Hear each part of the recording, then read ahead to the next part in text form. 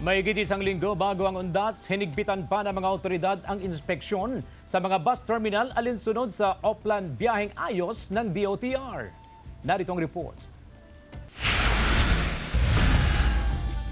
Alas 8:30 kaninang umaga, kumukuha na ng trip ticket si Rovelyn upang makauwi ng maaga sa Tuguegarao City, Cagayan para sa paggunita ng undas. Batid niyang pahirapan ang pila at pagsakay sa bus terminal tuwing hapon. Para po iwas traffic at para mas maaga din pong makarating po sa destination po.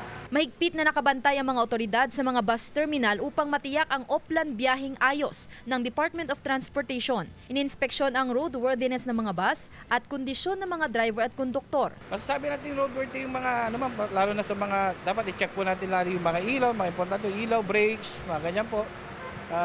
Tsaka makikita naman sa risto kung nakaristo sila. Ang driver-konduktor na si Alvin, 13 oras ang duty ngayong linggo at sa mga susunod na araw. Siyempre, kailangan sapat na pahinga, tulog. Siyempre, itong unit natin, araw-araw naman na chinecheck yan eh. Tinitiyak ng pamunuan ng kumpanya ng bus na nasa maayos na kondisyon ang mga sasakyan. Asahan daw ang libo-libong pasahero na babiyahe ngayong undas. Mga bus natin dumadaan sa pre-delivery inspection o PDI para masigurado yung bus natin safe. At dahil ipatutupad na rin ang wellness break ng mga guro at estudyante sa susunod na linggo, ngayon pa lang pinaghahandaan na raw ang biglaang dagsa ng mga pasahero.